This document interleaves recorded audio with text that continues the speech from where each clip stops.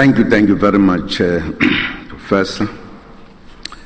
Excellencies, heads of state and government, distinguished delegates and special guests, good morning to you all. Thank you, Professor Schwab, for your opening remarks. It is always a pleasure and honor for South Africa to host the Africa meeting of the World Economic Forum on behalf of Africa. Let me thank the heads of states and government, and indeed Your Majesty, the King of Swaziland, who have taken time off their busy schedule to travel to South Africa to attend this important gathering. We are truly pleased to host all the delegates who are here. This forum meeting takes place under an important theme which emphasizes inclusive growth. This presents an opportunity to discuss vigorously the various issues of economic growth and development, mindful of the fact that opportunities from that growth must not be enjoyed only by a few. The global context has evolved since the last we met in Cape Town in 2015. In the past 2 years, we have seen a drop in commodity prices, which affected a number of economies in Africa. We have also witnessed an increase in social discontent among citizens globally due to increasing alienation and exclusion. The theme for this year's World Economic Forum on Africa is therefore most relevant to the challenges facing the world. Excellencies, delegates, other critical challenges facing the world include weak economic growth, the management of migration, global security and terrorism, as well as related international crimes. The youth, in particular, have been very clear in calling for leaders to address issues of exclusion, inequality, poverty, and unemployment. They are an important stakeholder for us because Africa is a youthful continent, which means we are a continent that has a very bright future if we invest correctly in our young people. Importantly, as leaders, we have not addressed adequately how we are going to close the gap between the rich and the poor in the world and achieve meaningful, inclusive growth. The gap between the developed and developing worlds, or North and South, remains huge, while the gap between rich and poor in many countries also remains wide. we grappled with this theme of unabating inequality in Davos a few years ago. We are pleased that this week some of these issues will be discussed by global leaders at this forum.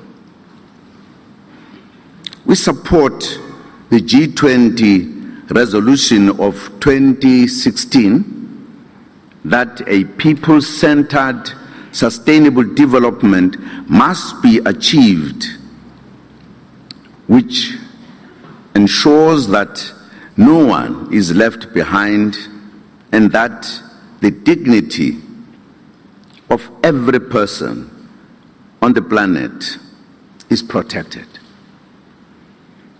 This can only be achieved if each country is allowed to grow its economy based on its unique features without imposing conditions. Also important, as decision makers discuss this week, is for all to commit to the advancement of a just world order,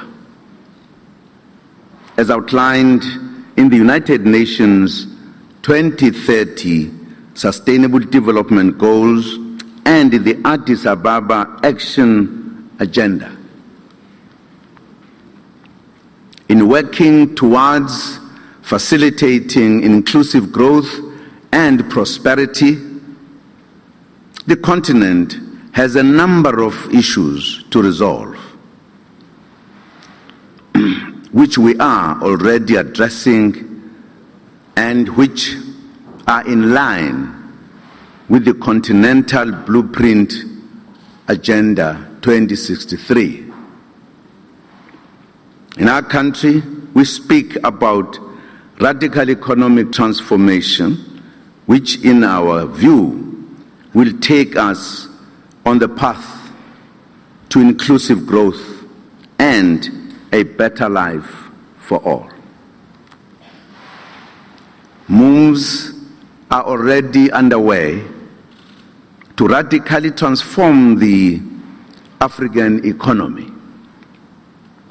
Infrastructure development remains top of the agenda to ease the movement of goods, people, and services across Africa. Also critical is the work that is being done to promote regional integration and intra-Africa trade. In our region, the SADC, we have decided to prioritize industrialization, especially through labor-intensive manufacturing, to promote job creation. Other focus areas include agriculture in order to improve food security and also to begin to derive more value from the ocean through boosting the ocean's economy. These are areas that many investors would find lucrative on the African continent. For Africa to succeed in taking these programs forward, we need to mobilize appropriate financing. Accordingly, we must invest in developing local capital markets and mobilize domestic resources through taxation and other means. More importantly, one of the most important actions that are critical for Africa is sourcing finance, is to arrest illicit financial flows.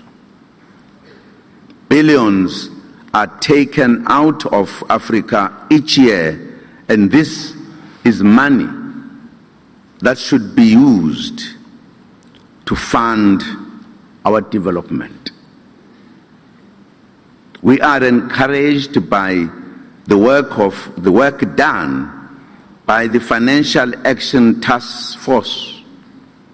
One of the recommendations of the task force is the countries should identify, assess, and understand the money laundering and terrorist financing risk for the country, and that countries should take action.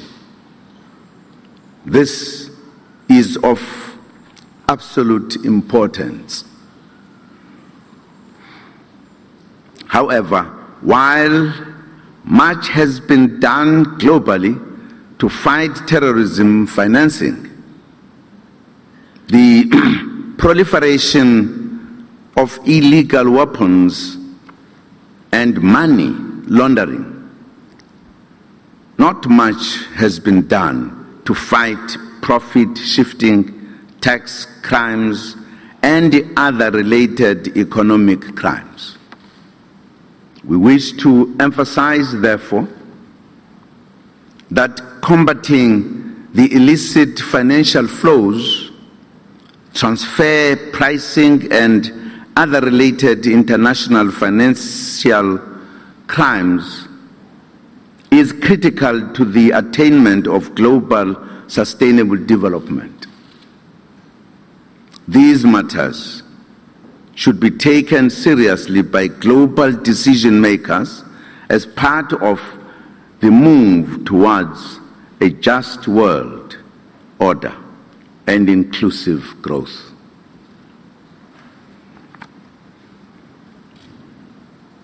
Excellencies, distinguished delegates, another radical step that we must take as African countries is to diversify our economies away from dependence on commodities so that they become less vulnerable to commodity shocks. We also need to step up investment in both social and economic infrastructure, improving the quality of life of our people through social infrastructure such as building hospitals and schools that will improve the quality of life.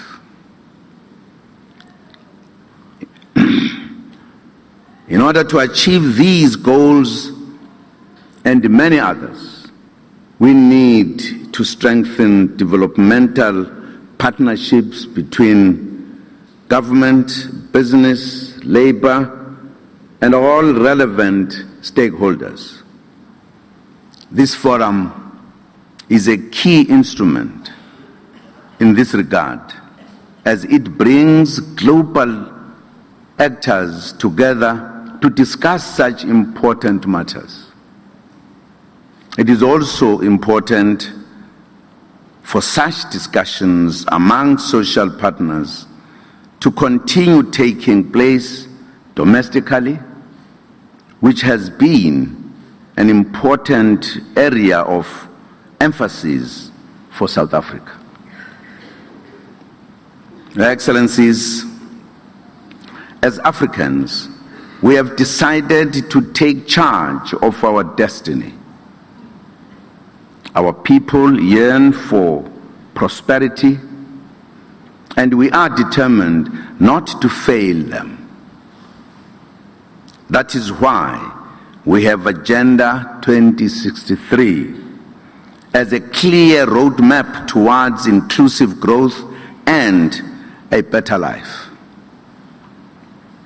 We are acting to propel the rise of the African giant, our continent. Yes, we need to partner with the rest of the world to achieve our radical economic transformation goals.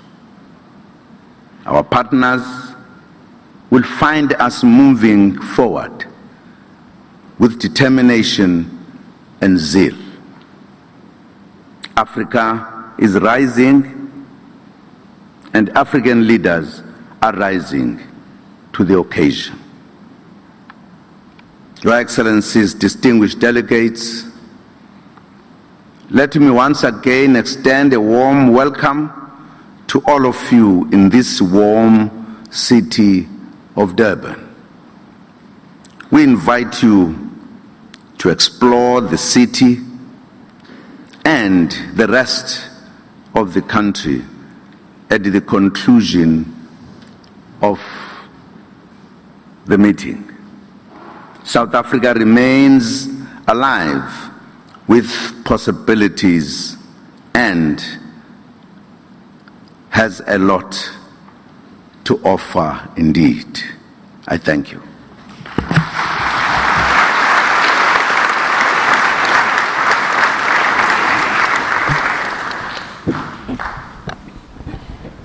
The World Economic Forum is a platform for dialogue, so I would like to ask some of you, and I would like to ask particularly the young generation, to ask some questions.